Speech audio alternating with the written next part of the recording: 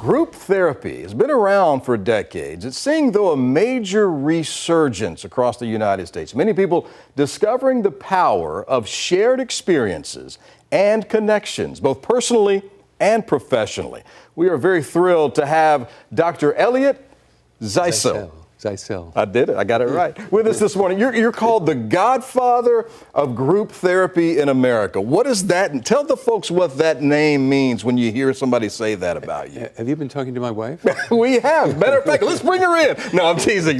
We don't have her here with us, but that's quite the name, the Godfather of Group Therapy, because you've really kind of revolutionized the way this process works. Well, that's a little bit of an overstatement. Okay. I'm carrying forward the gift I was given by the people who taught me the work that I know. I call myself a modern psychoanalyst. Okay. And modern analysis is an approach to the work that uses individual but also uses group as a vehicle for understanding.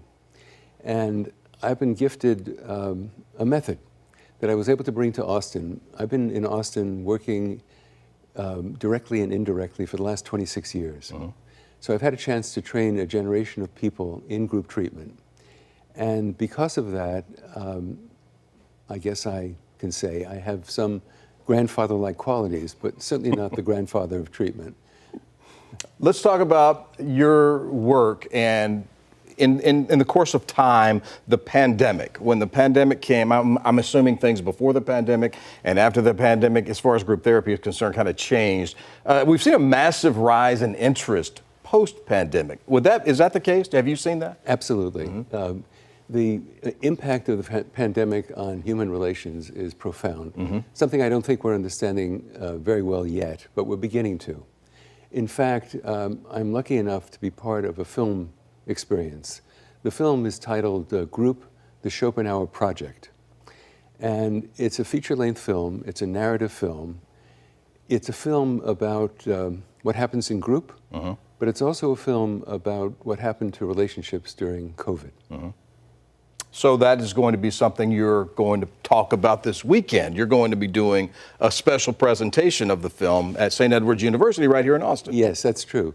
The film had its world premiere this past week at the Naples International Film Festival, where it won an award. Congratulations. Thank you. And on Saturday, we're showing the film, which is essentially comprised of 3 sessions. And we're going to have a panel of colleagues come down and participate in the process and view each of the 3 sessions through a lens, 3 lenses that will explain to the audience what happens in group. All of us work in groups of one sort or another. Sure. So you could be a teacher, you could be a lawyer, you could be the member of a church committee, and you're working in a group. If you're curious about yourself and your relationships with other people, this movie will speak to you, and the work that we're going to do that day will explain a great deal about what happens in group treatment. Because relationships, personal relationships, professional relationships can all be influenced by this kind of therapy, can't it? Without a doubt. Group treatment, think of it like a gym. You develop your body in a gym. Group treatment is like a gym for your emotions. You learn the language of emotions that allows you to know in the moment what you're feeling and what you're feeling toward other people.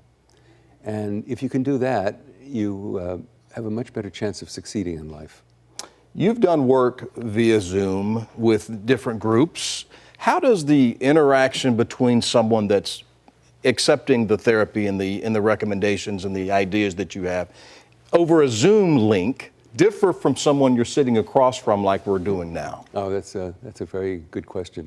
It's very different and yet very similar. You can accomplish a great deal in the Zoom room, but what you're missing is the interpersonal experience that comes from sitting opposite somebody. You can't smell them, and you can't see some of the subtleties of exchange that goes on between the members of a group. A group is comprised of 8 to 12 people, and if you're sitting in a circle with them, there's much more that happens in person than happens on Zoom. Zoom, on the other hand, is very good if you're nearsighted, because you can see. That's a good point. You can see Sure. behaviors up close, and I'm very nearsighted. So it has its advantages. And in my practice, if I work with you on Zoom, My goal is to see you at least once a year in person. So I'll bring groups to New York, and we'll meet for the day and reconnect in a more personal way so the group process in Zoom can be better tolerated. What do you tell someone who says, that won't work for me? I can't gain anything from a group therapy session. What do you say to that person? You're probably right. We try not to treat resistance as a door that needs to be kicked in. We treat resistance as an indication of something that you're telling us about your method for surviving in life. So we have a principle called joining. So if you say it's not for you, I might say, tell me about that. You're probably right about that, but tell me more about why isn't this right for you? Do you find that in a group session, the reactions and experiences of individuals other than you can benefit someone else in the room? Oh, for sure, sure.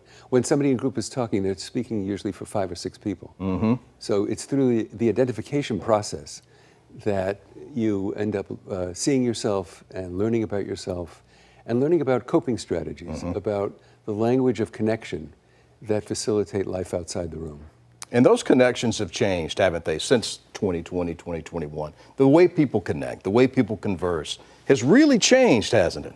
I think so. I think that we're living at a time when interpersonal life is challenged by everything from the internet, the news cycle, the flood of information that stream into us on a daily basis, and the attention that people can pay to their interpersonal relationships is taxed, challenged.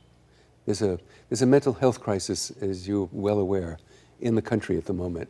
And I think group is part of the solution. Do you think it helps people to not have the alone time? I'm all by myself, one-on-one. Do you think it helps to have a little support, almost like if you're in a team kind of situation? Well, without a doubt. You know, a group becomes something of a posse that understands you, understands your goals in life, your aspirations in life, and they understand what gets in the way of your attaining those goals. They work with you on a weekly basis. Groups meet for a week, on a weekly basis, rather. Once a week, people don't see each other outside the circle, outside the room, and they become anointed as assistants in your process of becoming somebody. You want to be a newscaster? We'll help you do that. Help us understand what's your reluctance to taking the next step in that process, and we'll help you with it. What's a common misconception that most people or some people have about group therapy? That's a wonderful question. I think most people get frightened of group thinking that it's a free-for-all, that it has no structure, that it's going to be dangerous emotionally. And in fact, it's a wonderful way to learn how to harness your aggressive energy, your creative energy, how to use the group to learn, for example, how to engage somebody when you're angry. Most people are very frightened of their angry feelings. And to turn those feelings into something useful, into a lubricant, an interpersonal lubricant, to be able to talk to other people when you're inflamed is a skill that can be developed in group. Fascinating. You're helping me right now as we sit here.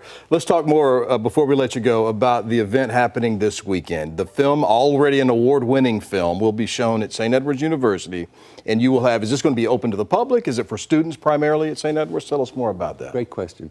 So the film will be shown on Saturday morning. Okay.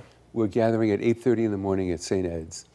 We're calling it a learning lab. It's open to anyone who works in groups. So if you're curious about yourself and you're curious about how to enhance your skills as a member of a group or as a leader of a group, join us. Come spend the day with us. We'll entertain you and we'll challenge you to learn more about yourself and about what happens in group and what happens in this process of understanding the film as an educational tool. It is an entertainment vehicle, but it's also an educational tool. So you'll watch the film, you'll participate with a panel of colleagues of mine in exploring your curiosity about what you saw on the screen and what got kicked up for you as a person. And then we'll actually give you the experience of what it means to be in a small group, We're going to form small groups of 6 or 8 people, 10 people in the afternoon, and we'll give you an hour and a half, hour and 40 minutes of experience in group so that you can leave the day with both a cognitive understanding of group and an experiential process. Probably the most powerful way to learn anything is to think about it and then to actually have the experience of it. Fantastic. We'll leave it at that. Thank you so much for being here, and best of luck this weekend. I hope it's a great success. By the way, dumb question. Group, can a group be 3? Can a group be 8? What does a group constitute? Not a dumb question. A group is 3. 3 is a group. Right. Okay, so the 4 of us here on Daybreak, you could probably help us. I can help you and you can help me. Okay, we'll do that. Thank you so much for your time. We kept you way too long, but I really enjoyed the conversation. Thank you so much for being here today. Thank you. Pleasure to meet you.